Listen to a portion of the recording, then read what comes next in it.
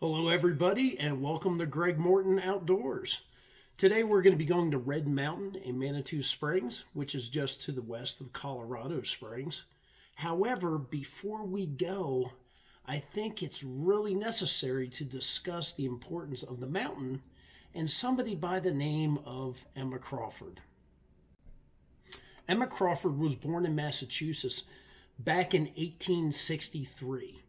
And from the age of 7 on, she was very sickly. They believe it was tuberculosis, which was pretty rampant at that time. And actually, several places around Colorado Springs were used as tuberculosis wards. People believed that the mountain air was good for their condition and could help treat them. So her and her mother moved here, and they went to Manitou Springs, not only for the air, but also for the mineral springs that were present there. So Emma had a couple of passions in her life, one being music and her piano, and the other was out in front of her home there in Manitou Springs, which was Red Mountain, which she nicknamed Big Chief. It turns out her and her mother were rumored to be spiritualists. And Emma did say that she believed she saw an Indian chief on top of Red Mountain beckoning her to come up there. So even though she was sickly, she did climb to the top of Red Mountain. And when she got back down, she told her family and her fiance that, yes, I did climb to the top of it. And up there, there's a small pine tree that I tied my scarf around. And when I pass away, that's where I want to be buried. Emma did pass away in December of 1891. And in accordance with her wishes, 12 men from Manitou Springs helped take her casket all the way up to the top of Red Mountain. And on the top, they buried it under a bunch of rocks. Well, fast forward many years later, I believe it was like 1924, I believe, the Red Mountain Incline wanted to build a depot at the top of the mountain. But in order to do so, they needed to move her grave. So they relocated her casket to the western side of the mountain, which was loose gravel and rock. It wasn't the solid foundation that was the top of the mountain. Well, there were a lot of winter storms, and especially in the spring with the snow melt and everything, and it caused erosion on the mountain, and her casket came loose and went sliding down the side of the hill. In 1929, a couple of kids found the remains, so they found some skeletal remains and also the plaque from her casket, which had her name on it, so they were able to verify who it was. The city of Manitou relocated her remains to another area, but that now, of course, started the stories about Emma Crawford. So not only is it believed that her house is haunted and that people can hear piano playing at different times, but they believe Red Mountain is haunted as well, and her spirit dwells up there. In celebration of her life and the casket slide, Manitou Springs every October has the coffin races, and it's a pretty interesting thing to see, and there's a lot of fanfare and pageantry that goes into it. So what I'm going to do is below I'll put a link to their official site. Please go and check it out and read up some more on Emma Crawford while you're at it. So, but without any further ado, let's get started. Well, you got the background story. We are at the base of Red Mountain, and it's a short little walk, a little bit over 3 miles, I think, round trip, and hopefully we'll have something cool to look at when we get to the top. Supposed to snow today, and as you can see around me, there's remnants of snow from earlier, so hopefully we'll beat the snow.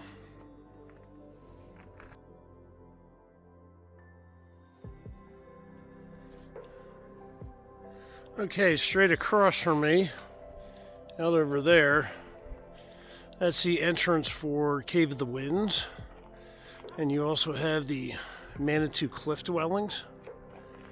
And Those over there, I can't really tell. I think I'm pointing at them. The screen's small on this. That is Garden of the Gods. And back that way, of course, is Colorado Springs. And down below us is Manitou. Manitou Springs, where the 60s are alive and the hippies thrive. Hopefully you can see that straight over there, that line running. That is the incline, the famous Manitou incline. It's a mile long and it's 1,000 feet of elevation gain. So it's like walking stairs for a mile. Pretty impressive. No, I have not done it. I don't know, maybe this summer. We'll see.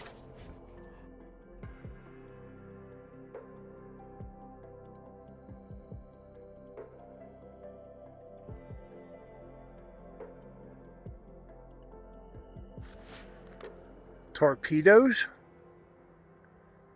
They do realize you use torpedoes in the water, right?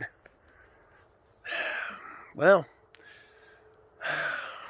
I would ask, well, what are they smoking when they wrote that, but I already know. Oh, that portion was a nice little climb.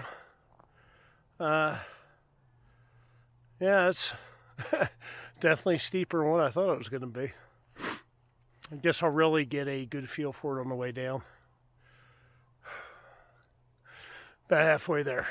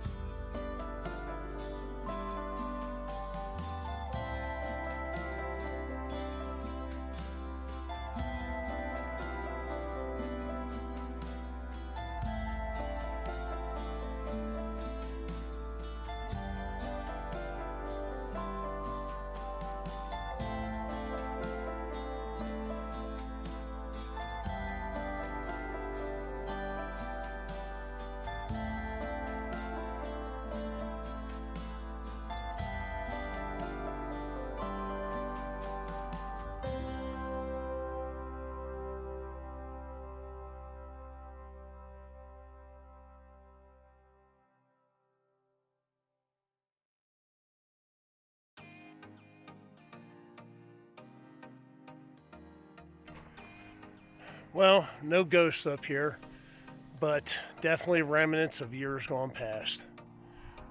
All right, we're getting a little couple flakes dropping now, so we're gonna head back down. Definitely watch your step here.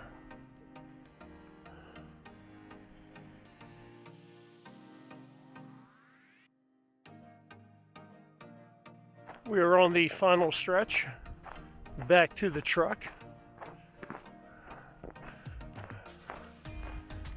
Snow's starting to come down, real small flakes though. Nothing to be concerned about. In fact, back at my house, it's probably not even snowing yet.